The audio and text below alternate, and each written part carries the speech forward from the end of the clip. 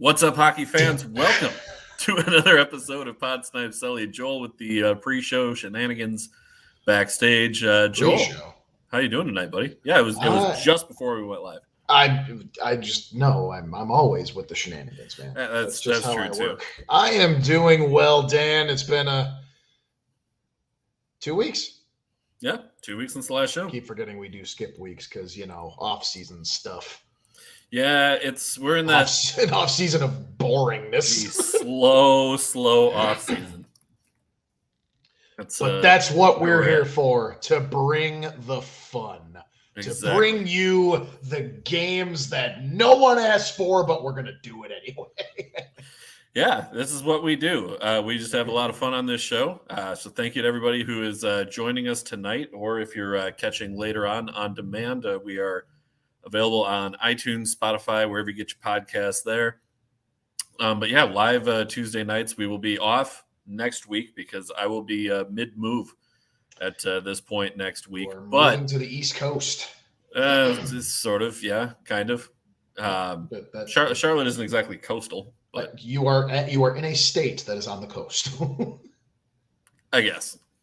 It just sounds like you're moving to a beach if you say like that's how I. No, you're moving to the coast. You're moving to a coastal state. There is no. I guess it is literal fact. Literal geographical fact.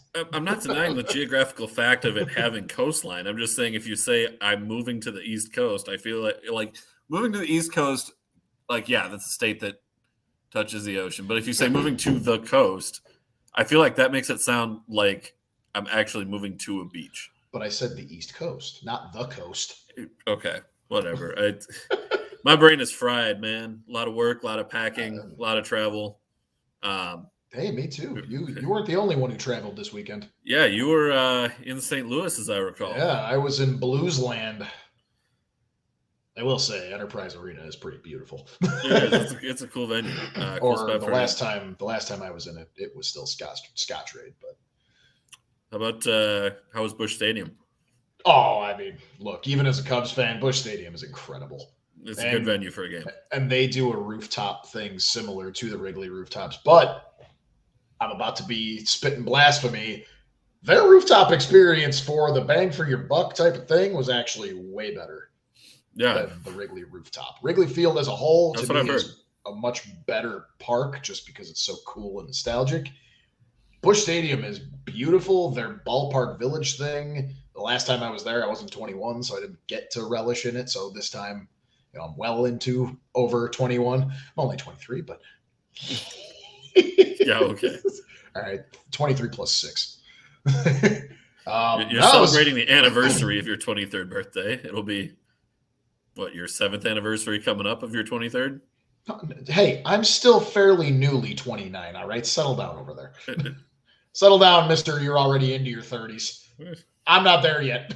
Is what it is. You'll join us, one of St. us. St. Louis was cool, man. It's a fun game. And the Cardinals got their ass stomped at the game we went to, so that's a side win. Oh, and they did get stomped. I mean, I don't like the Mets either, but... Yeah, Mets have been going through it this year. The Yankees, good grief, have they been going through it? Something like an 8-game losing streak, 9-game losing streak, something like that. Good. Screw New York. Yeah. Baseball is really fun when the Yankees are like really bad. Yeah. It's just entertaining. And shout out to all my White Sox fan friends. They finally fired their GM and executive vice president. That's a day they've been waiting for many, many years for. Yeah, that's huge. That is huge. Now, Jerry just needs to sell the team, both the Sox and the Bulls, but I'm also not a Sox fan, so it is what it is. Yeah, there's that. Well, Joel, let's get into our show topic for tonight. We wanted to take a look at the best picks that each of our teams has made. So Joel took a look at the Blackhawks drafts dating back to 2000 because, of course, the Hawks being an original 6 franchise, the Wild coming into the league in 2000. One team, we took the ladder total length ends up having a much more storied history of players. Would have taken me a lot longer to gather things. So you know what? Hold on, I will pull this up. Jesse over here. Love you too, bud. However, what he is referring to is we had a way too damn early fantasy hockey draft last night. I'm gonna give you shit for that, Jesse. In We had August? a fantasy, yes, and Oh boy. I made fun of him for it, but his reaction kind of like got me into it. His reaction to me making fun of him was only the strong survive, and I was like, you know what? That's funny. I like it. I mean, let's be real. Fantasy sports, whether you're doing redraft leagues, whether you're doing, especially if you're doing redraft leagues, about 70% of it is the luck and the draft. Like that is the biggest portion of any fantasy sport.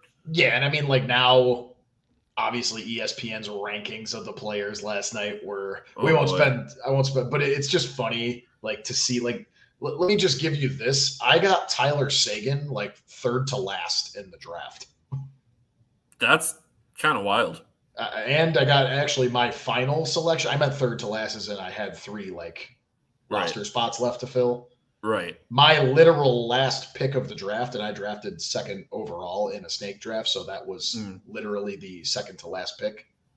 My literal almost last pick of the entire draft was Evgeny Kuznetsov. So I'm surprised you didn't take Patrick Kane with that pick just to throw him in the IR spot. Somebody sniped him.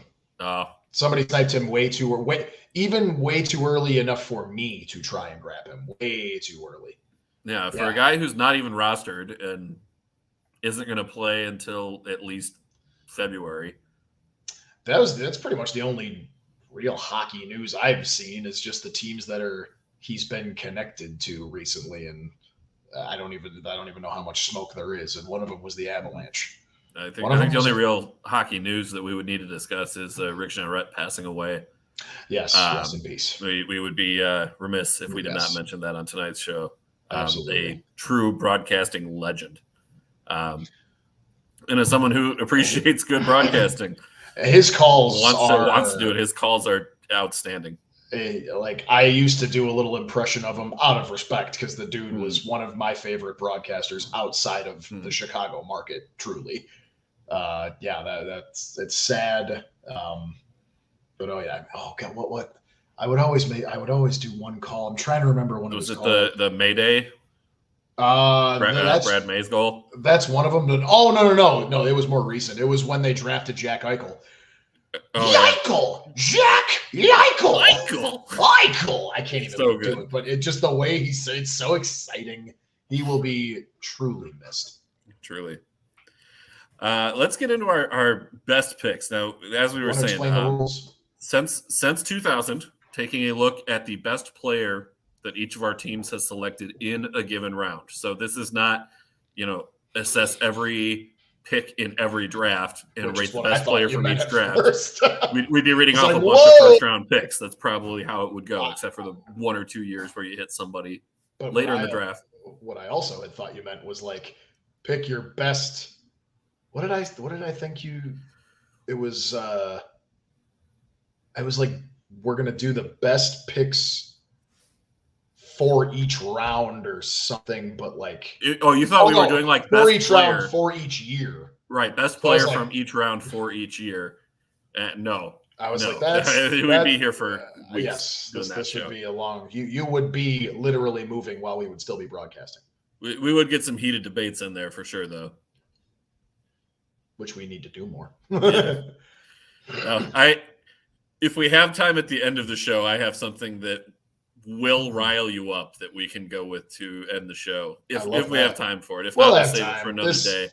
I'll give the teaser to everybody. This game we're about to go through with you won't take too long unless you comment and throw shade at both of us, agree with both of us, whatever you want to do. Because we're going to go through here. We're also going to compare. We're going to have like a quick discussion at the end of each round. Make your case for who is the better pick involved at each of these spots. Yes. Joel, you've got a bit of a layup for your first rounder. There were a couple. Look, that's the whole thing. But so I guess the final summary of this is so we're going to go through, like you said, since 2000, the best pick for each of our teams, rounds 1 through 9, because as everyone needs to realize that Well, when did it end? I think it was once upon a 2005. time. Yeah, it was after the lockout. Yeah, so right after the lockout, they went to 7 rounds. So before that, obviously 2000 to 2003, 4, whatever it was. Yeah, 4. There was I guess an technically eighth. 05 would have been. It was 05. But either way, up to 05, there were an 8th and 9th round. Mm-hmm. So we did include that too, because why not? It's fun. Yeah. And there's some pretty good players. There were some surprisingly good names available that late. So, but yeah. Joel, I want to give you the first crack here. Just get it out of the way. Yeah, I mean, obviously, we've, the Blackhawks since 2000 have clearly had a legendary run of first-round picks, 2 of them being first overall picks. And that's the easy one. My first overall best pick since 2000 was Patrick Kane.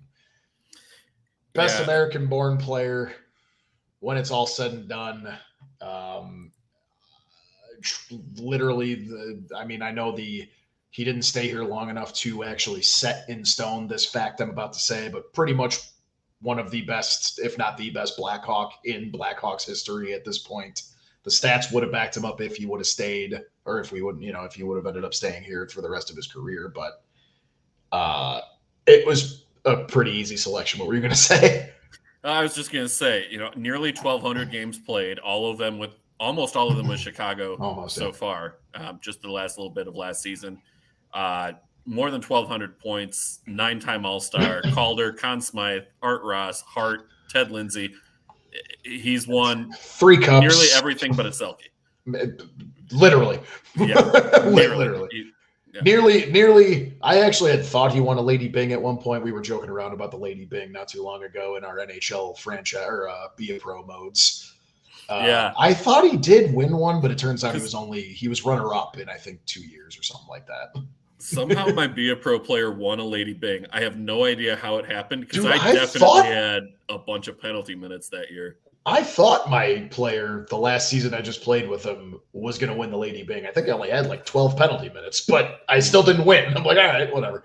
But I don't know how it works, but Patrick Kane was the easy choice. Oh, by the way, we did the last game we played with this, we went a little crazy with the honorable mentions. In this case, it's not an honorable mention. It's more just for some of these rounds, we did some other notable best picks. Yeah, we won't deep dive the other notables, but we'll at least take a look at who else was there that merits consideration. Patrick Kane is Chicago's hero, and he may be Buffalo's son, but he will always be Chicago's other son. He will never be forgotten. I will be at the game when 88 gets raised up to the rafters. That is for damn sure. What he meant to this franchise. And then the other notables for me, I don't do 3 in every round. The first round, obviously, as I said, was a little difficult. Mm-hmm. So Patrick Kane took that one. Obviously, the other notables here is Jonathan Taves in the 2006 draft, 3rd overall, and then Brent Seabrook in the legendary 2003 draft. And I wanted to mention this. This is more for the Blackhawks. You're not going to have to deal with this as much. I didn't pick. You didn't either. Dan and I really didn't do any from the 2023, the most recent draft, and that has to be said, especially in my case, because yes, another notable I did decide to throw into the first round was Connor Bedard, but he still has yet to play an NHL game, so technically he was not allowed to be the top spot in this case. He wouldn't have been anyway. He needs to still earn that. But he was the only 2023 draft pick where I was like, I will throw him in as a notable mention, but that's it. Just because it's a historic type of pick, potentially. So here's kind of a wild one for you. Since the Wild came into the NHL, Chicago has had 2 first overall picks and 3 third overall picks. In that same time, the Wild have picked once in the top 3. Well, to be fair, you haven't been dead last in the league since you haven't been a bottom feeder since your franchise's history. We've had some bottom feeder years, but bottom five? Yes. Really? Yes. Mid-2000s? Whoa, that Wild team was bad. That was before but when did the lottery start? Right before Parise and Suter the lottery was still a thing, but it was bottom 3. So there was no move up from 10 to 3. You got who got shafted this year? They were bottom 3. Columbus. Because Columbus was worst. And then they won. Joey. Yeah. 2000s yeah, Wild. Thank you, Joe. Yeah. 2000s Wild were terrible. Like, people forget that is why they went out and got Parise and Suter, because they needed such a kick in the pants that those two would bring. And they did. We know something about a franchise being terrible in the 2000s. We were voted the worst franchise in sports, not the NHL, sports. Yeah. And then 2006 rolled around. Yeah. And 2007 rolled around. Exactly. But now, Dan, on to your best first round pick. And I think it's pretty easy. Yeah, I take it back. Yours was hard. Yours was hard for me. This one was a little bit tricky, and it was deciding between a winger and a center. They did have 92 first round pick, legend by the Hawks, Sergei Krivakrazov. I'm not going to. Would be my guess. It's a fun fact. Yeah, there's a Joey. Welcome back to the show. I know you missed it the last week. So with Russian and Eastern European last names, when you have an odd number of syllables, you put the accent on the second syllable. So if it's like a 3-syllable last name, Kuznetsov, Ovechkin, and you go through, the accent is the second syllable. When you have 4, it's on the first and the third. That man has 16 letters in his last name. None of them are vowels. 10 points to anyone who knows that reference. But yes, so torn between a winger and a center here. 2 players who really keys to the Wild's history. One was the first real, I would say, star player that the Wild had. The other was a longtime captain. And the decision came down to, do you take Marian Gaborik or do you take Mikko Koivu? And I went with the captain. I went with Mikko Koivu. I think the long-term impact on the team, Koivu has the edge. That was what did it for me. But the long-term impact on the league. Points were surprisingly close. Gaborik, probably the better overall player. Certainly had the better overall career in terms of goals. He did win a Stanley Cup. Kills me that Koivu didn't. I would have loved to see him get one. But I do think Koivu is probably going to end up back in the NHL at some point in a coaching capacity. I would love to see him as an assistant coach, especially if he's working a penalty kill unit. One of the just best two-way forwards of the 2010s. But of course, when you're trying to compete for Selkes with Kopitar and Bergeron and Pavel Datsyuk your entire career, you're not going to get the same respect that you deserve. And rightfully so. Those guys are him too. All very, very good defensive forwards and two-way forwards. Koivu just didn't have the same offensive numbers to compete for Selkes and show that level of both. But there are a few players, if any, that I think have had as big an impact on the Wild thus far than Mikko Koivu. It's a very, very short list, and I couldn't put Gaborik ahead of Koivu. I did have to go with Koivu here. But as you'll see, like we talked about comparing round by round, who's got the edge? Chicago does have the edge here. If you're taking one of those two players to work around, you're figuring out how to work around Patrick Kane over Mikko Koivu. The edge is hard. So I can take the L on that one because I know I've got some winners coming up later. But you definitely had the upper hand in round 1. Yeah, just a little. I think you do in round 2 as well. But it certainly gets a little closer in round 2 compared to round 1. I know you have it. I know you've got round 2, but it is closer than round 1. And on to round 2, the best second round pick that the Blackhawks ever took since 2000, Duncan Keith. Yeah, I was wondering which way you were going to go on this one because there was one other player. I have my other notables in here. Yeah, so the other notable in here that could have, well, no, he wouldn't have realistically beat out Duncan Keith. None of the 3 notables I had would have beaten out Duncan Keith. But other notables in here that I won't talk too much about would be Corey Crawford, of course, the most disrespected goalie to probably ever grace the 2010s or since 2000. Brandon Saad, had to throw him in there. It was a short-term thing, but he did make a huge impact. And then Alex DeBrincat as well.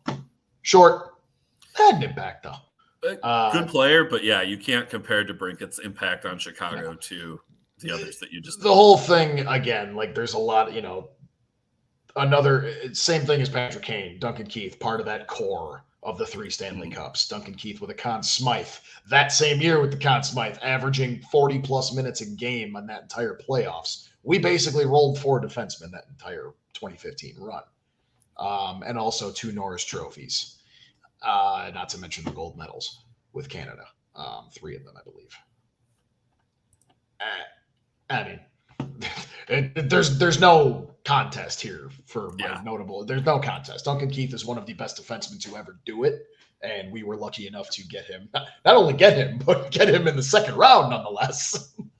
Yeah, and again, when you can get a goat, I'm not saying when you can get a goat not in the first round, yeah, that's well done scouting. One of and development. Without a doubt, a top 3. I don't know if he's the number 1 defenseman in Blackhawks history, but he's no lower than. It's hard to top Chelios, obviously, which unfortunately Chelios couldn't win the cup with us, but right. And then he would definitely be number 2. Doug Wilson.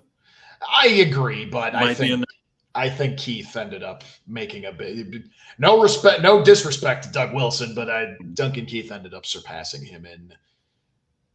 I'd have to look up the stats on. Yeah, I feel like there's one other one that I'm missing there too, but I should know this, and Joey will kill me. But at the very least, I'm going to say Keith no lower than 3rd. If you're talking about the top defenseman all time, I can't put him lower than 3rd. No, never mind. No, he's It just Duncan Keith meant so much to this team, and God, I miss Dunks. And then I gave you the other notables, so we spent a lot of time on the first round, so we'll roll through here. Go ahead with your second rounder. Yeah, my second round. This one was again similarly difficult to try and separate. Where do you put? Do you value more offense? Do you value more defense? I ended up going with Jason Zucker as the second round best choice. Jason Zucker. Looking at his career so far, 338 points in 628 games. Of course, did leave. He was traded to Pittsburgh, and now will be rejoining former Wild teammate Matt Dumba in Arizona this upcoming season. So I'm adopting the Coyotes next season. Between those 2 and Logan Cooley, sign me up. I'm all in on the Coyotes for next year. I'm on the wagon. And I fully admit I will be a bandwagon fan for next year, but while those guys are all there, hard not to root for them. Love Jason Zucker. He as well. He was on KFA on the Minnesota Sports Talk Show. Would regularly make appearances on the morning show, join in with those guys, talk hockey, talk all things outside of hockey, join their game show that they would do on Friday mornings. It just hard not to like Jason Zucker. So he was my pick here. 2 others that I thought were really close and kind of up for consideration. Josh Harding, who was really close to bursting onto the scene, and then in the prime of his career was diagnosed with multiple sclerosis Yep. I always have a hard time saying that one. Multiple sclerosis. He had a little bit of a short term there where he was just lights out for you guys, though. Yeah, and his final season, he had a 930 something save percentage and like a 1.6 goals against. I mean, smaller sample size, only had 20 something games that year, but really looked like he was going to be the goaltender of the next 5 years or so at least. But had to hang them up, unfortunately, due to chronic illness. It was affecting his mobility. It was affecting his ability to see the puck. That's kind of the number one job when you're a goaltender. First is see it, second is stop it. So that was a tough one, but I did want to get him a mention in here as well. Also need to mention Nick Schultz, more than 1,000 games played in his NHL career. A solid player for Minnesota in an era where Minnesota was not a solid team to play against. So did need to give Schultz some love there too. But overall, again, the impact here was it was Jason Zucker was my pick here. That's a solid pick. Now, on to a very weird round, at least for the Blackhawks. Slightly controversial round here, too, based on who you picked. Controversial? We'll get into it once you announce your pick. All right. Well, I'm interested in what that means. You go since 2000 in the third round. Blackhawks have really not had much luck at all. It's a pretty ugly list. The only notable I threw in was the 2020 third round pick, which was Wyatt Kaiser. But again, he's only played 9 games in the NHL, which was last year. Had 3 points. He's looking to be.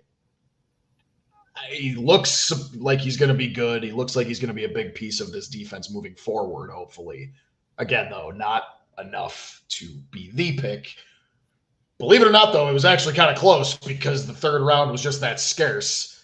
But lest we forget, Craig Anderson was a third round pick of the Blackhawks. Yes, he was. In 2001. By the way, in case you're wondering how bad the third round has been for Chicago, go ahead. They have had some names. Other than Wyatt Kaiser, they have had one other third round player make the NHL since the 2013 draft. Yeah, it's bad. For some reason, the third round is just cursed. Yeah.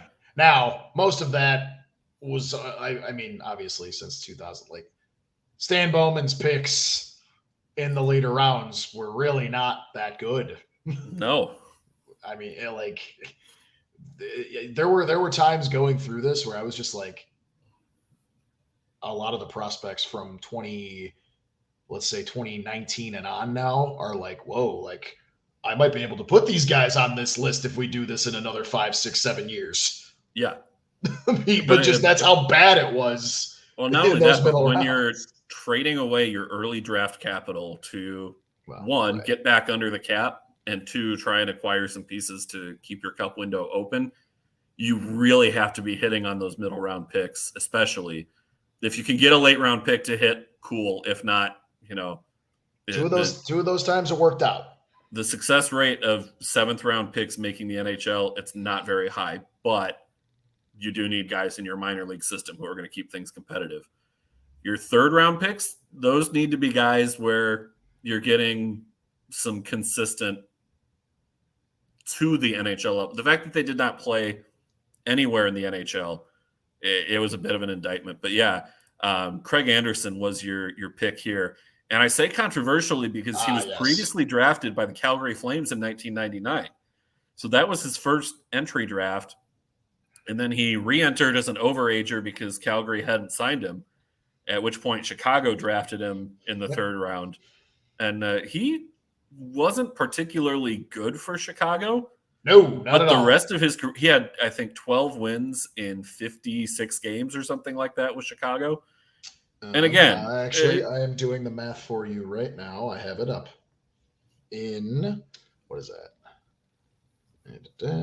Hold on. I just had it up earlier today too. I got it. Okay. Because he played 4 seasons for us. Yep. And I'm not saying that means the whole season, just 4 seasons with the Blackhawks from 02 to 06. Yep. So he played 56 games total in those 4 years with the Hawks. In that span, he had 3 years, not 4. 4. He played 6 games in 02, 03, and then 03, 04, 05, 06. And then you're forgetting they were locked out in 04, 05. So he was with them for that 4th season, and then 06, 07, he was in Florida. I read that 3 wrong. seasons, 4 years. There were 2 separate sections of. I forgot about the lock. Right. So 05, 06. Got it. Okay. Well, all right. So 3 seasons, 56 total games. He had 12 wins. Yeah. He was 12, 29, and 6. Had a 319 goals against and an 892 save percentage. Right. So again, not particularly good. Numbers not good. And that's part of why I thought maybe you might go with Joakim Nordstrom, who, again, smaller. Didn't end up making too much of an impact. Small impact on Chicago, but I thought maybe he was because of the fact that he was playing during the cup run and was like, he got his name on the cup. He played in the playoffs that year. He was part of what we were calling the Black Aces, the guys that are just ready to go. I thought about it. I did. He didn't really do much. And he was playing during the cup, but this is kind of the whole thing of like, there's a lot of me picking because of the impact that they had, the impact they had on me, the impact they had on the team and in the cup. But like some of these I had to just be like, look, you got to jump into the impact they had on the league. Craig Anderson is still playing. He is. What did he do last year? Actually, I'm gonna look it up. So on Buffalo last year. So last season, 26 games, 24 starts, 11 and 2, 908 save percentage, 306 goals against, and a shutout. Not bad, Craig. Not bad for being 42. Yep. Turned 42 in May. Yeah. I mean, he's got over 709 games played.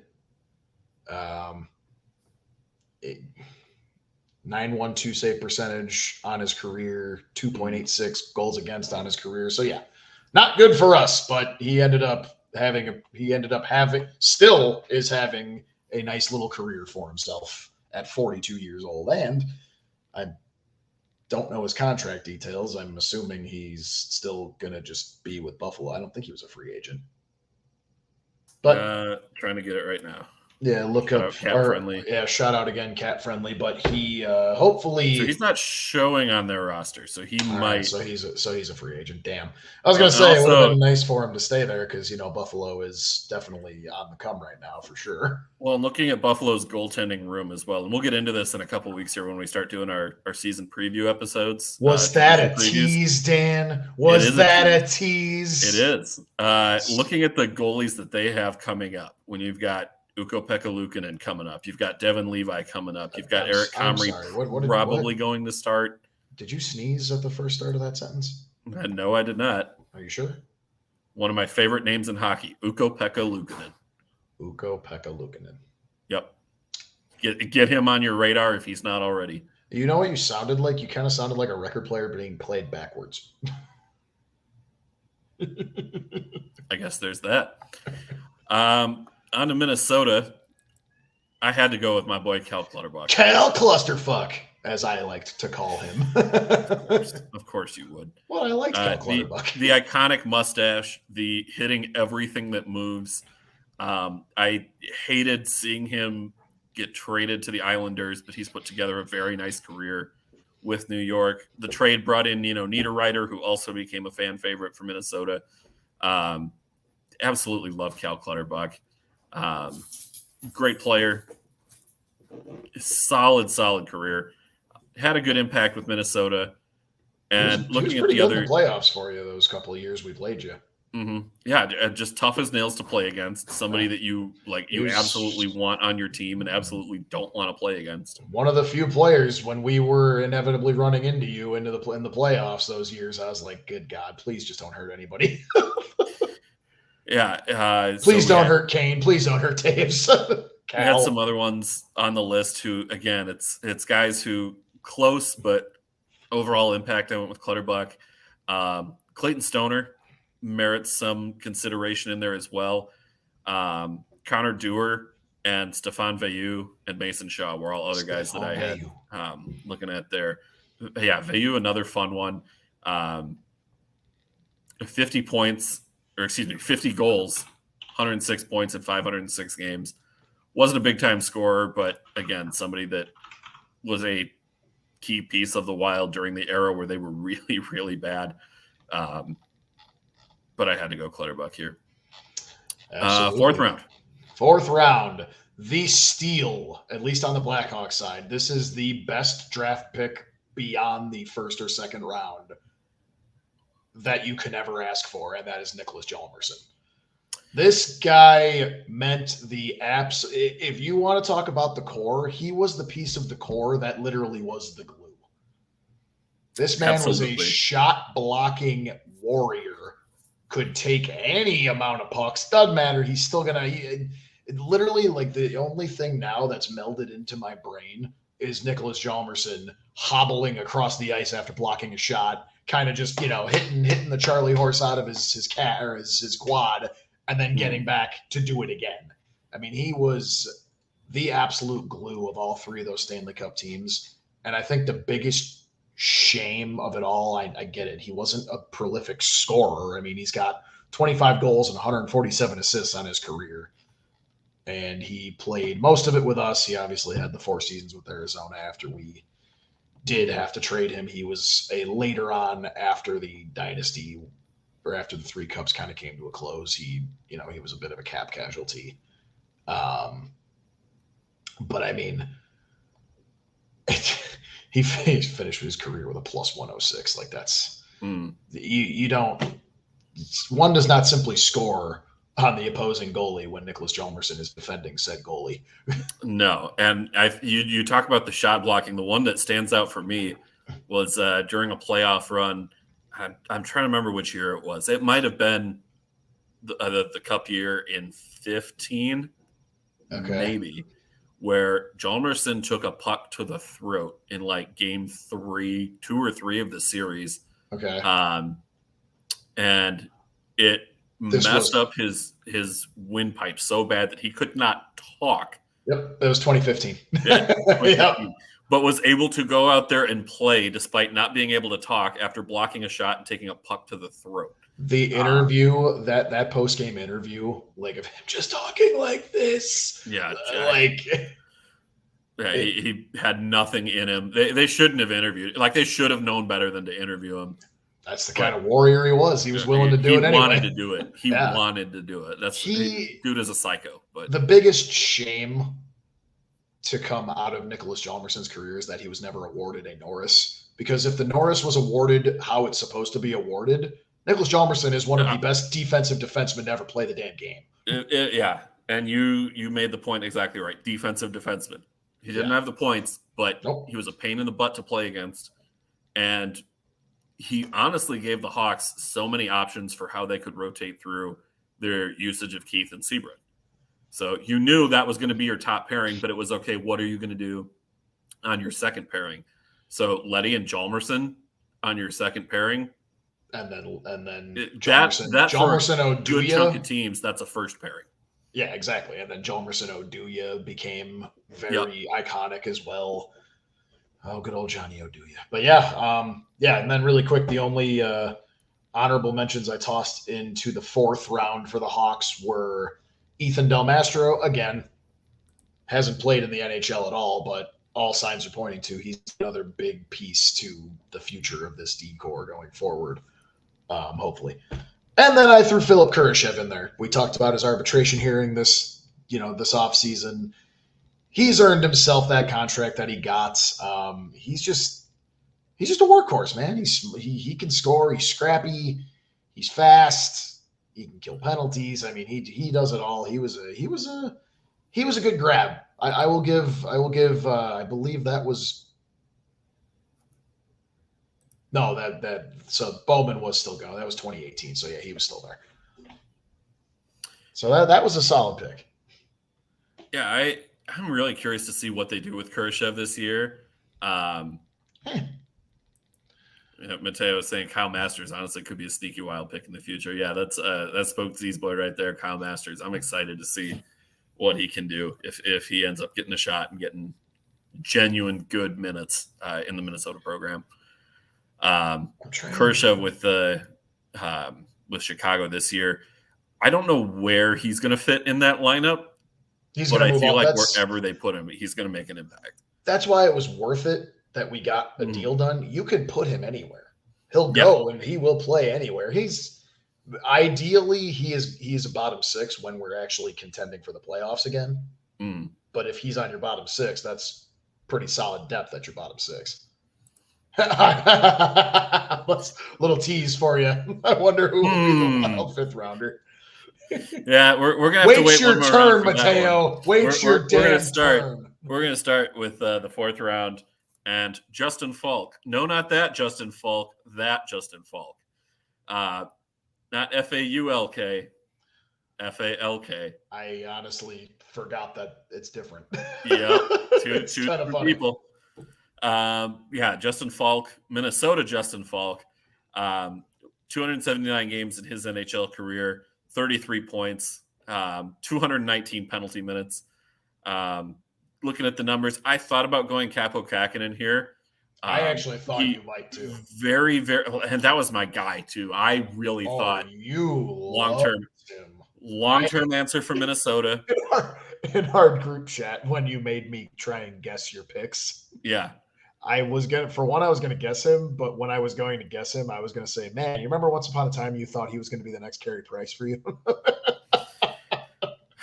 I didn't want to be mean. I didn't think he was going to be that good, but I thought he was going to be really, really good. I remember talking to you. I remember you bringing up his name at least 30 times a night in our dorm room playing NHL 14. Yeah, because I would always trade for him back when you could play GM Connected. Yes. Bring that one back, EA. I'm begging you. You think EA is a fan? You think they secretly watch our show? If I speak it out there, maybe enough voices will hear it. Share this with EA Sports NHL, our loyal viewers. I was trying to count how many. I mean, that number's not totally accurate, too, because that doesn't take into account since you have YouTube, Facebook, and Twitter. It only counts a couple of those. And as I said I haven't quite figured it out. But, I went with Justin Falk here. And I did see a comment here. I was going to say cancer defeater Pavel freaking Novak. That's right. Very excited for Novak. Glad that cancer's in remission. He's starting to skate and be playing again. But in looking at this list as a whole, it's too early for me to call him one of the best later round picks that the Wild had, just until we see more.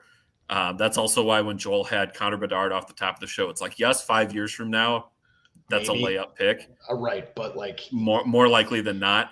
But for right now, you just don't know. It couldn't put him in the top spot for now. Anything can happen to any of these prospects that we could have potentially included on both of our ends. So it makes no sense to do it right now. That's why you shouldn't have passed on Adam Fantilli. He's in my fantasy. He's in one of my fantasy teams now. Yeah, because that's where you drafted him, but you didn't draft Bedard. Yeah, that's because I got McDavid 2nd overall, not 1st overall, 2nd overall. Yeah, somebody in one of my leagues did that last year. Shout out to Sam for taking Alex Lyon 1st overall. Oh boy. That's almost as bad as our shout out in our fantasy football league of Crystal, who takes Aaron Rodgers 1st overall every year. Bless Crystal though. She still puts together good teams. She's in the playoff hunts every year. It's hard not to contend when you can switch your quarterbacks between Patrick Mahomes and Aaron Rodgers, because those are always her first 2 picks. Mm-hmm. Hey, Mateo, referring to Pavel Novak here, he was a stud pre-diagnosis, and I'm going current protection of recent picks. It's kind of fun. Yeah, I do like looking at the recent picks, and especially looking at the Wild's recent picks. They got some really good ones coming up. And once they get through the cap crunch of the next couple of years, that window is going to be wide open. Joel, let's move on to the 5th round here. We're gonna after the 5th round, it definitely drops off, but there's still a decent one here for you in the 5th. There's notable names, but yeah. I mean, so 5th was fairly easy for me. That was Andrew Shaw. A shorter term ish, but one hell of an impact on the team. 2013 and 15, he contributed so much to those Hawks teams.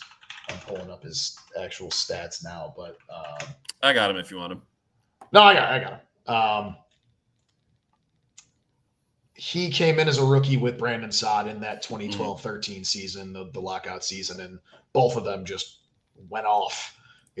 Brandon Saad and Andrew Shaw together just were like, well, where the hell did these kids come from? Like, no one had this like big hype about oh yeah, these two kids in our system, Brandon Saad and Andrew Shaw, and they both just came out swinging. Andrew Shaw at one point, he was a 20 goal scorer with the Hawks in 2013-14. He wasn't like a huge point producer. He was, 13-14 was his best for the Hawks with 39 points. He had 34 points in 15-16, but just the physical aspect, and literally they coined him the Mutt for a reason, man. He got in your case, shit talked you. His header goal still is played on highlight reels to this very day. and his header goal in double overtime. I get why it didn't count. Oh, I agree. I'm not going to argue it. But it's so entertaining. It's like, man, that would have been amazing if that counted. But I was even live. I seeing it when it happened. I wasn't like yelling and fuming when they called it back. I was like, that was incredible, but I really don't think you can do that. Yeah, it's my favorite goal I've ever seen a Hawks player score. That didn't partially count. Because of the cool header and partially because it didn't count. It didn't count. Well, it's okay because literally that same game, one of my 5th round honorable mentions scored the OT winner in triple overtime. Marcus Kruger was also a 5th round pick in 2009. And another honorable mention here, James Wisniewski. Yeah, that was another 2002 draft pick for the Hawks. I had almost forgot because I just thought of him being with Columbus and with the Ducks for a good chunk of his career, and honestly kind of forgot that early in his career that's where he was with Chicago for 4 seasons. Yeah. So, Wisniewski was a good honorable mention there, but yeah, you're right. It was Shaw. It was Shaw. His iconic picture of him taking the puck to the face. He's lifting the cup in that 2013 final with the blood dripping down his face. It was the epitome of old time hockey, but in 2013, it was so cool. Not to mention his triple overtime game 1 winner against the Bruins. I love shin pads. He was very important. That was why this was actually pretty easy. Yeah, Minnesota's was. I'm sure that was so hard for you. A bit of a challenge. Yeah, for the 5th round. Uh-huh. Do I go with our boy Nick Seeler, the absolute favorite of GM Chuck Fletcher? Do I lean into my Duluth hockey fandom roots and go with Dr. Seuss, Carson Soucy? Get him in the mix. But what it came down to me was there's no contest. Mateo thinks you should have picked Carson Soucy. Carson Soucy is low-key. He is. I would rather have him than anybody in contention for the Wild bottom pairing for next season. He would be a middle pairing guy in Minnesota next year. Let's not get that. You should have picked him over this guy you picked. I'm just saying. Tempting. It's Kirill Kaprizov. Come on, guys. You really thought I wasn't going to pick Kirill Kaprizov here? No. 135th overall, 5th round pick in 2015. More points than most of the players that you'll see in the 3rd round or later in Wild history already.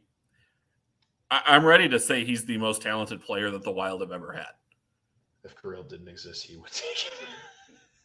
Yeah.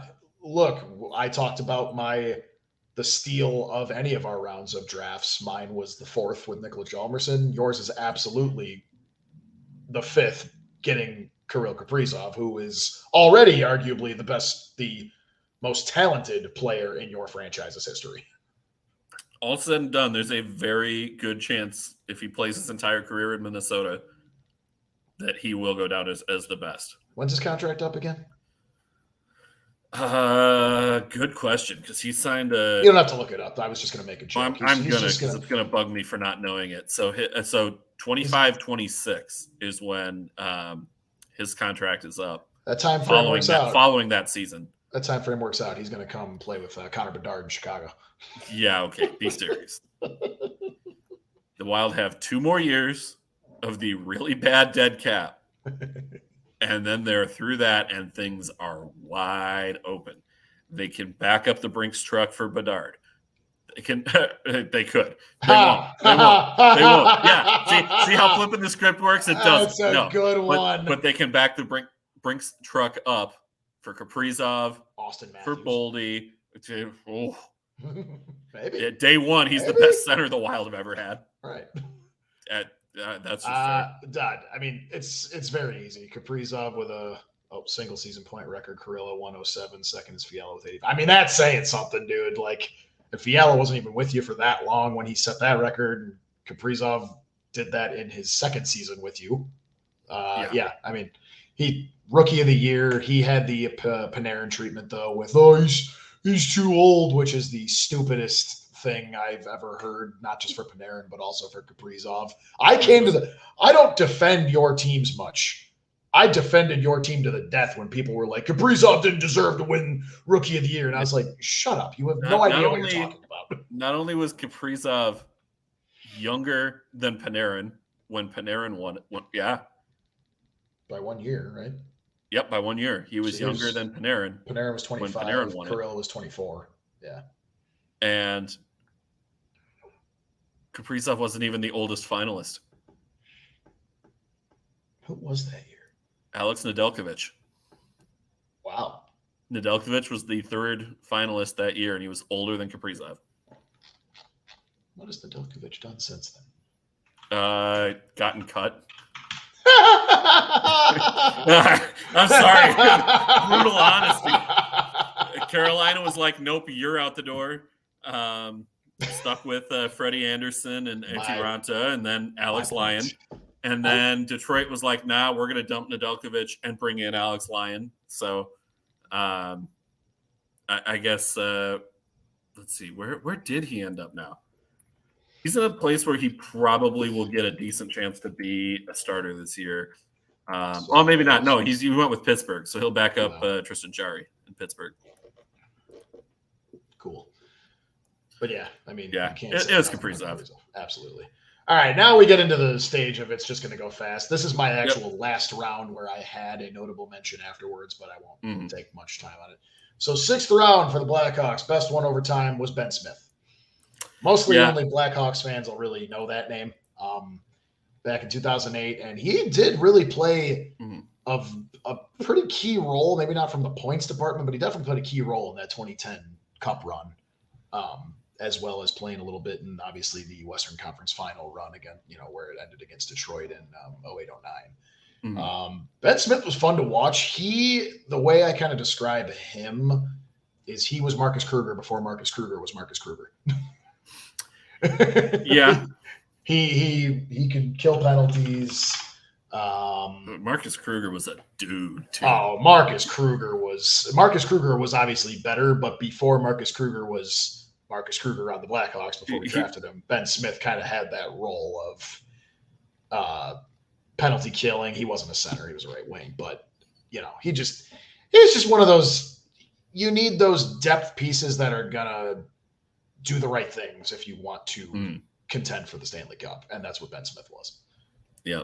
And then the notable mention there really quick was in 2012 in the 6th round, the Hawks took Vinny Hinostroza, who was fun to watch. He's still fun to watch. He's still one of the more underrated, faster skaters in the league. Yep. He's in Buffalo now. Yeah. Yeah. I mean, he's on a good Buffalo team now. I mean, he's got a chance. Actually, no, he is also in Pittsburgh. You're right. Signed there this offseason. You're right. That's He's right. with Buffalo last year, but he also is with. So there you go. Pittsburgh now. Vinny's played on a line with Patrick Kane. Now maybe he could play on a line with Sidney Crosby. Somehow, I don't think that's going to happen. No, but you never know. And that's the whole thing. Vinny Hinostroza can kind of go up and down depending on how much you. But are you going to play him there over Gensel and Rust? No, but if you got to mix things up a bit because things aren't working, why not? If you're going to mix things up, I put Malkin on that line too before I put. Also, like, he's got speed where Crosby still has speed, but he ain't getting any younger, so the speed's not getting any faster.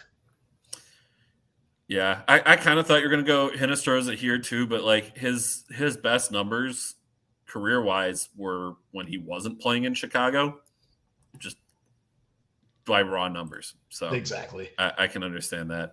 Our boy Rem Pitlick, one left wing. Yep, top line left wing. Remington Pitlick the third. Yeah, but Ben Smith in the 6th round. How about you? Minnesota, again, this wasn't too tough for me. Darcy Kemper. I know we're getting a lot of goalies. The Wild have a pretty good goaltending history. Yeah, you do. The other one I had here was Eric Reitz, which not non-factor in comparison to Kemper. Again, Kemper wasn't going to be the guy in Minnesota. Very glad that he has seen success elsewhere. Just kind of sucks that things had to go the way they did. But still love Kemps. 7th round, Chicago. 7th round, Troy Brouwer. Again, another key role on the 2010 Stanley Cup team. Troy Brouwer he was scrappy. I liked Troy Brouwer a lot. I also will admittedly say I wasn't like devastated when we ended up trading him.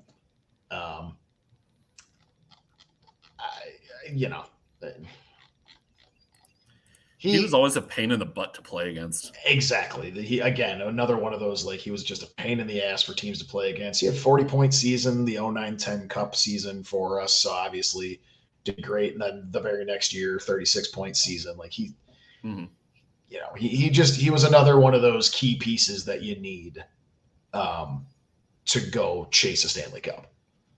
So again, I just went with impact there. He really did have a good impact. Same thing with Ben. He had a little more of an impact than Ben Smith did, but turned out to be a very damn good 7th round pick. Yeah. No notable mentions for me for the 7th, 8th, and 9th round, by the way. Yeah, Minnesota's 7th rounder. I went with the Hall of Famer, Eric Haula.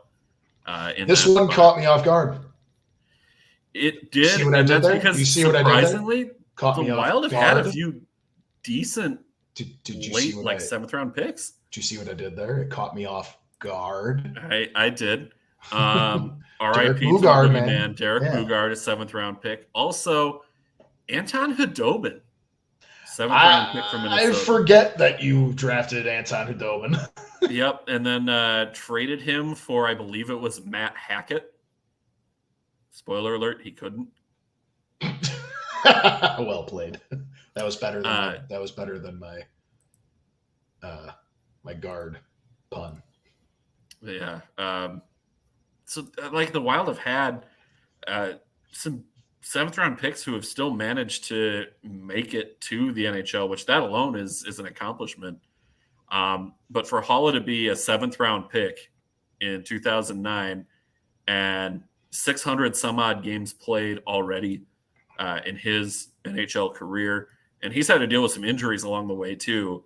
I'd have to see how close the math is. He probably could have hit.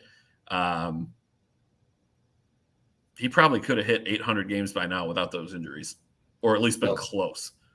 I do like me some Eric Haula. And kind of a forever what if with Minnesota, where he, of course, went to Vegas in the Alex Tuck trade in the expansion draft. So that was the pick those two, take Tuck and Haula, and don't take Matt Dumba or Jonas Brodin. And it just makes you wonder. Like, I love Dumba, and he, before his injury, was going to be one of the top offensive defensemen in the league. Yeah. Hasn't been the same player since. You can't woulda, coulda, shoulda on that one. But it does make you wonder where would Haula have fit on that Wild team if he was able to somehow stick around through that expansion draft. Mateo, again, some recent one, Henches and Nick Swaney. Swaney had a solid year with Iowa last year. I think he's going to do that again this year. Well, and now we move on to what would be undrafted, technically. It would be today, but wasn't at the time. And the reason I have to make those points is because my 8th round pick, the best one since 2000. I'm going to go so far as to say this is the best 4th round or later pick, including the 4th round of Hjalmarsson. I would argue it only because the longevity of Hjalmarsson was better. I would hear that argument. It's close, but Dustin Byfuglien. Big buff. This Roseau, Minnesota's finest. You talk about an impact on the 2010 Stanley Cup. He was you could have put him in the top 5 for Conn Smythe just because his entire career was defined by impact. That man was a freight train. He was constantly on top 10 hits of the year every year he played. He was, outside of losing Andrew Ladd and Chris Versteeg to that cap, that wasn't even cap casualty after that cup. That was just a cap nuke.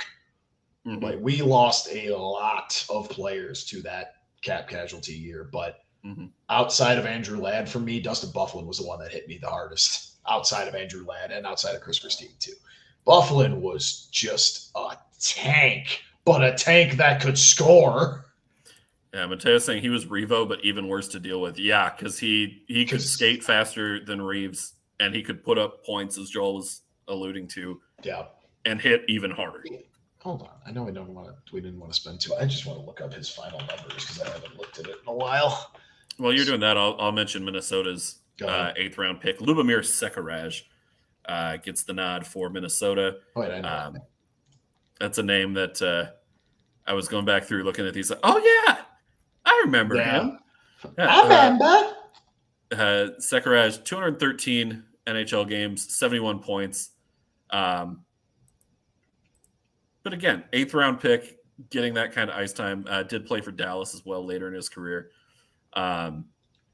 His first playoff goal was the game winner in the Vancouver series during their 2003 run, where they faced back-to-back 3-1 series deficits, rallied to beat Vancouver, rallied to beat Colorado. Andrew Brunette scored the goal that ended Patrick Waugh's career. And then we ran into the Ducks and J.S. Giguere in his oversized pads. I will never let that go. Like, if he had to play with the same pads that goaltenders had to wear today, the Wild win that series. Andrew Burnett too, another Wild who became a Blackhawk later on.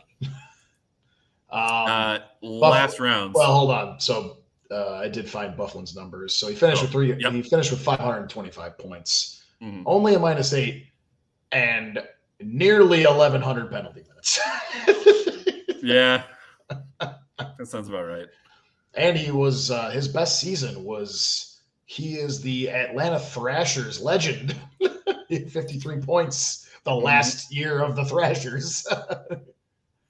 All right, into the last round we go. Another 2010 impact guy, Adam Burish. I loved Burr, man. Adam Burish was another feisty dude that could score. I mean, look, you put the 2010 Blackhawks team up against a lot of the 2000s teams, and it's pretty tough to argue. Yeah. Burish, again, like, wasn't huge scorer or anything like that, but he had his moments. Grit guy.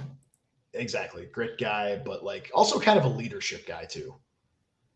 He was definitely a voice in the room that wasn't wearing an A for that cup year. And then obviously he went on to Dallas and then San Jose. But yeah, Adam Burish in the 9th round of 2002.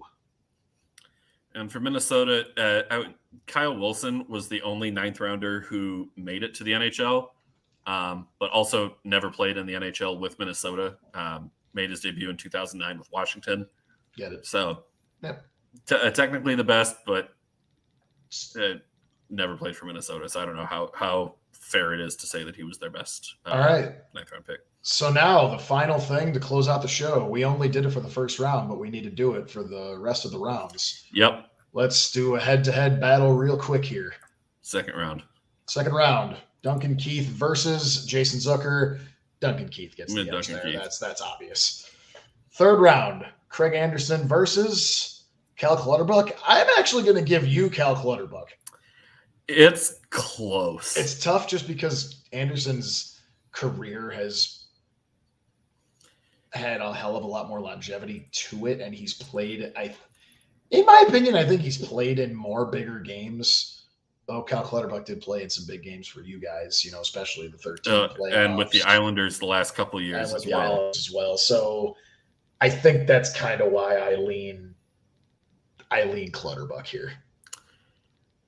I could go either way here, and let me get Clutterbuck's numbers up in front of me here, just so he retired, right? Not just his regular numbers, but his playoff numbers. No, he's still playing. Oh, he's still going. Wow. Yep. Good for him. But yeah, one of the captains with the Islanders. Excuse me, where's the A out there? That's right.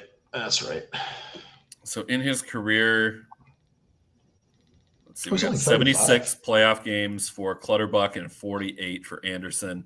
Who go. Again, bless him, he played on some really, really bad Ottawa teams. Cal also played on some pretty good Ottawa teams as well. But Cal Clutterbuck's current penalty minutes. Do you want to take a guess? Oh boy, on his career. I don't think you'll guess it. It's just kind of. It's not fair because I looked this one up earlier. Oh, did you see it? I did see it. The number of the beast. 666 career penalty minutes. Yeah, I just saw that. I was like, "What the hell? Oh no!" He's got to take a tripping the minute. We'll take Clutterbuck here, and I'm going to have to give it right back to Chicago for the fourth round because Nicholas Hjalmarsson over Justin Falk. I'm sorry, that's obvious. But it's going to come right back to Minnesota for a couple of rounds here because fifth round Andrew Shaw versus Kirill Kaprizov. I'll give you that. I will give you that, obviously. Sixth round, Ben Smith versus Darcy Kemper. I'll give you Darcy Kemper on that one, definitely. Seventh round, Troy Brouwer, Eric Holla.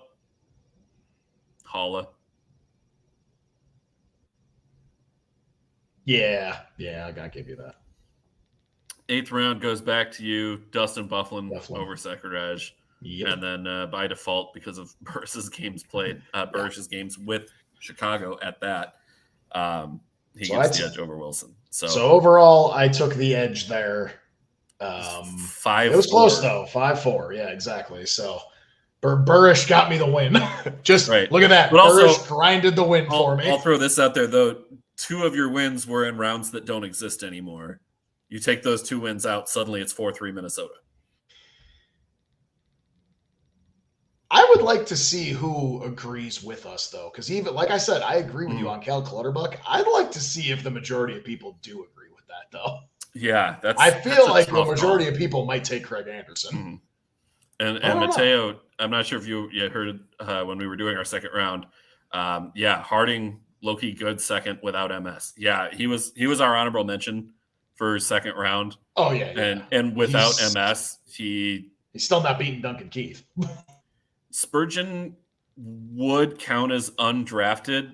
However, he was with the Islanders. He was drafted by the Islanders, didn't sign there, and then went to Minnesota.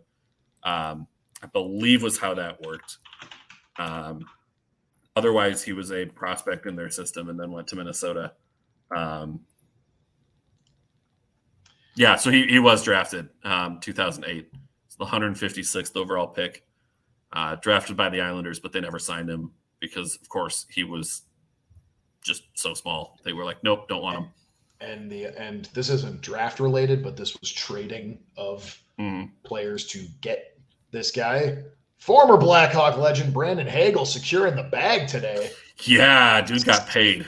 8 years, $52 million with a $6.5 million AAV through 2031, 32, and those years don't even exist. So we're not even going to talk about those years even existing. Hagel's a good player, and just looking at the way contracts are headed, it makes sense that he got the deal he did. Yeah. I don't outright want to say he earned it. I don't want to outright say he didn't. But isn't it weird how like every offseason Tampa Bay is able to sign a middle six forward to like a $5 or $6 million deal, and then they somehow still have money to play with every single year? I get it, and I guess the thing It's amazing to me. It is. The thing is now, though, like, towards year, let's say 4 or 5 of this contract for him now, Hagel scares the you-know-what out of me if Garrett wants to keep Hartsey around. Yeah, similar roles. Ryan Hartman was another first-round pick of the Blackhawks. Yeah, and if he gets comparable money to Hagel, yeah, I'm with you, Mateo. That scares me. That's a really good point. I don't think he gets that far. I was going to say, I love both of them. I love Hartsey and I love Hagel. Hagel is the overall better player, in my opinion, though. Joel, we ended the show on an agreeable note. We did. We didn't debate. Do we want to change that? Oh, I mean, sure. Because I can throw a nuke right now that you won't want to talk to me for another 2 weeks. Let me grab a sip of water. Let me grab a sip of water before you throw things at me. Yeah, I'm going to do the same here. Just some of that high-quality H2O. All right. Mateo says if Hartman wants that money, shotgun him out the door at the deadline. Yeah. I would agree. Again, I'll take him right back. I miss Hartsey. Yeah, but again, you don't want to lock up that kind of a deal, even for Hartman. No, you can't do that. All right, what's going to get you riled up? When we were talking about some of the honorable mentions. Yes. Do you think Corey Crawford is a Hall of Famer? Oh. Haven't we had this conversation? I don't think we have. If we have, it's been a long time since we had it, but I don't think we've had this one. Do I think Corey Crawford is a Hall of Famer? Mateo already getting his answer in. No. Where is this? Mateo is right. Respectfully, both of you can go fuck yourselves. Yes, he's a Hall of Famer. I know he's not.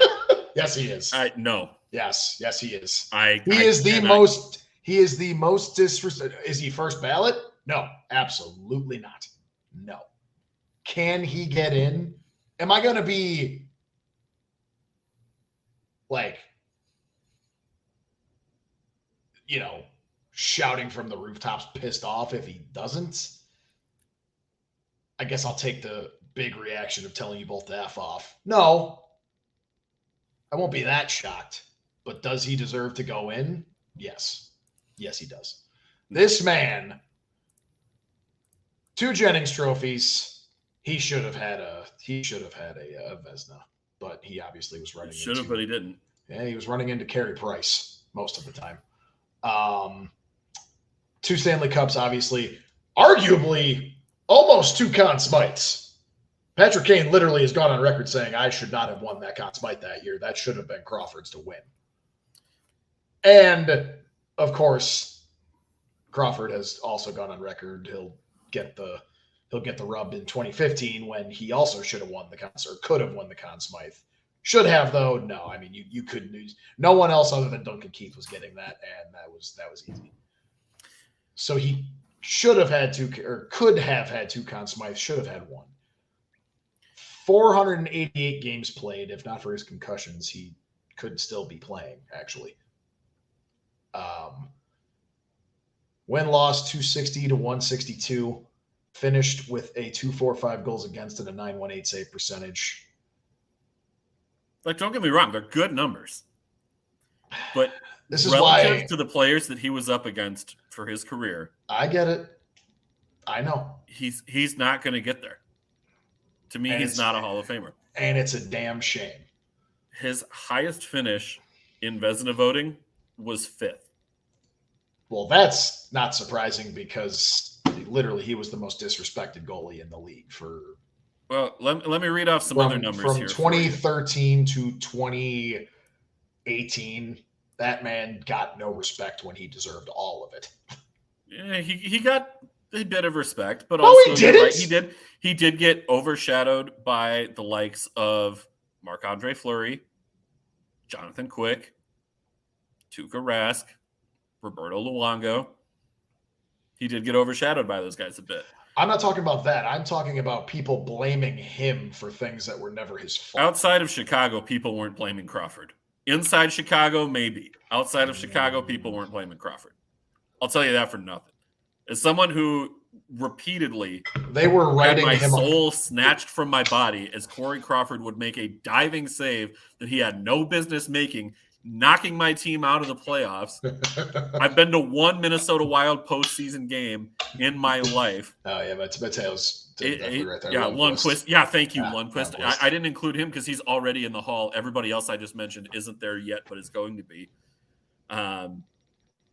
I get it. I'm not, again, that's why I dialed it back. Mm-hmm.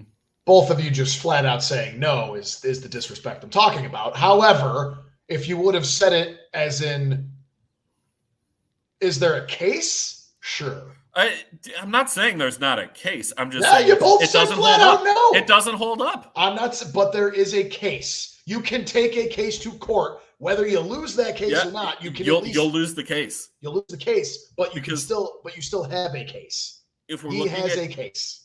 where he ranks, if you sort goaltending stats from 2003 to 2020, Teo, get your ass out of here, man. The length of his career. He's right. It's a simple, quick answer.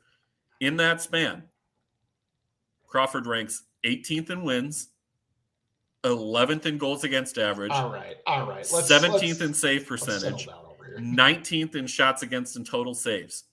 In the playoffs, among goaltenders with at least 30 games played, he ranks 16th in save percentage, 15th in goals against average. That's because Let me read off some of these goaltenders who have more wins than Corey Crawford in this time span. Ryan Miller, Pekka Rinne, Cam Ward. Longer careers. Kari Lehtinen. Longer careers. Martin Brodeur in that span. The longest career. but again, this is not total career. This is just in the span that Crawford was playing. Oh. In those same years. All this right. is not taking all of those goaltenders' entire careers. This is taking just in the time that Crawford was playing. Craig Anderson. Braden Holtby, Mika Kiprasov. You want to talk about most disrespected goaltenders of all time? Kiprasov is absolutely on that list. Oh, yeah, he is. Yeah, all right. So, look. Sergei Bobrovsky, Yaroslav Halak. All right, I get it. Mike Smith. Oh, God. Mike Smith is ahead of Corey Crawford on the wins list in the span of his career. And Mateo is right. Longevity is a factor. That is something that Hall of Fame voters take into consideration. It's a no. Hall of very good. I will absolutely give you Hall of very good. He's not a Hall of Famer. I told you. I told you we were going to make you mad to end the show. That's not. Yeah, but that's not making me mad. I agree with you. If you were mad when we started that segment. You agree now because you started that the, segment. You were the mad. Same disrespect that he's gotten his entire career. That's what you gave him. I agree. Hall of very good. Ultimately, when it comes down to it, no, he won't make the Hall of Fame. If he did, it'd be a stretch. I would be very surprised. Even if me he ends up making it in. Nah, I do think with some of those names mentioned, like he absolutely has a better case than say Kari Lehtinen, who has way more wins. I think he's got a better case than Cam Ward. I think he's got a better case, honestly, than Pekka Rinne, because even though Pekka Rinne has Vezina cred. Thank you, Mateo. At least he recognizes it. Remember, we might just be two Wild fans with a lot of bias. Numbers don't lie, man. You know what? At least Mateo can admit his biases. See, here's what's throwing me off. Right now it says nobody is watching. Mateo is commenting and still showing stuff here. That's why something is messed up with our number count here. Whatever. Well, that makes me mad because we can't show those same numbers to sponsors. So it's also Spotify. Which, by the way, if you want to sponsor Pod Snipe Celly, let us know. give us a shout out. Our ads. We do breweries. Right, I will literally drink a beer live on camera and review it. Oh yeah, we'll do that. But I'm also not a consumer whore, and if I don't like the beer, I'm going to tell you. Yeah, we'll be straight up about it. I'll give you that. No, he's not. No, he's not going to make the Hall of Fame. I mostly was just trying to have fun at the very beginning. No, I get it. He will not make the Hall of Fame. He is French, and he does have some better numbers when you look at like the goals against average and the save percentage compared to some of those guys. Did you say he was French? No. What did you say? Fringe. Oh, French. Fring. He is French though. He speaks French. he does. He's Canadian. I think he's from Quebecois. Montreal. Yeah, he's from Montreal. Yeah. Okay. Well, there you have it. Because he played lights out in that building. I was curious, so I did look up goaltenders with a better save percentage. You're not going to believe this. The player immediately above Corey Crawford for career save percentage. I'm going to hate this, aren't I? No, but it's somebody we mentioned on this show. Is it Craig Anderson? It is not. It is Josh Harding. Oh! Slightly above Crawford. Did not have the games played Crawford had, not even close, but just an interesting little note there. So, I mean, you're right with the playoff thing too, but hey, when you play more games in those playoff series, better chance of your, save percentage going up. And, he had a couple sweeps in his career, including the Minnesota Wild. yeah, he did. So knowing and personally being robbed of playoff joy, I was starting to tell the story. The one playoff game I went to, the Wild didn't even score. It's the only Wild playoff game I've ever been to, and they couldn't get one goal past Corey Crawford. He was. I forgot what the stat was too. It's short, but it was one of very few goalies to have a shutout in a Stanley Cup clinching game too. 2-0 against the Lightning. Against another goalie he started going up against late in his career with Vasilevsky. Well, Ben Bishop. Then at that point, it was Vasilevsky. Yeah, start of the Vasilevsky era. Who also, by the way, you want to talk goaltenders in clinching games. He got a shot. Yeah, exactly. Yeah. He was the next one. Crawford was the last one to do it, and then Vasilevsky did it. I think that's a good spot for us to end tonight. So thank you to everybody who tuned in, commented throughout the show. Mateo, especially. Joey, appreciate you guys chiming in the comments. Jesse, early on. Not sure if Jesse's still with us. He's been quiet for a while, but he might be. You never know. He wanted to chirp me for taking Bedard from me in that fantasy league. Oh, Mateo, I wish we had more time to unpack this one. Is he in the GOAT convo yet? No, but. Not yet. Not yet, but. Not yet. I want to dig into the numbers on that one and see where he ranks among. Don't get too triggered. Tease the people of what's next. Of all, but is he the greatest of his era? Possibly. I would probably already say. I would probably already say yes. We'll have to take a look into that one a little bit more here. Thank you to everybody who tuned in. We are off next week, so our next show will be from my new apartment, moving to Charlotte. Really excited about that. But I'll be driving a moving truck. Driving a moving truck roughly this time next week to get everything down there. So we'll see how that goes. But yeah. So after that, we will be starting our division preview shows. We will rank where we think each of the teams in the respective divisions will finish next season. Take a look at their drafts. Take a look at the free agent moves, who's in, who's out. Throw some overall offseason grades into the mix as well. Really going to be some fun content coming your way. And that will line up perfectly with the number of weeks that we have to go with the start of the season. So we will have 4 division shows. We will have our 1 preview show for league as a whole. That'll be where we make our cup predictions. And then we're into the regular season, folks. We are getting that close. It's funny we had this conversation to end the show today. We are Corey Crawford days away from the regular season start. 50 days away. Totally planned it that way. Did you actually? Oh, okay. I was like, I'm impressed. No. If I had known, yes, I would have done it, but I didn't I didn't realize it was that close. So yeah. Yeah, that's going to be some fun stuff. And oh my God, that just means we'll be doing that show and I can just count down the days until Connor Bedard takes the ice as a Blackhawk. God, shut up. That's it for tonight. He's Joel. I'm Take Dan. a shot, Enjoy your Michelle. night, everybody.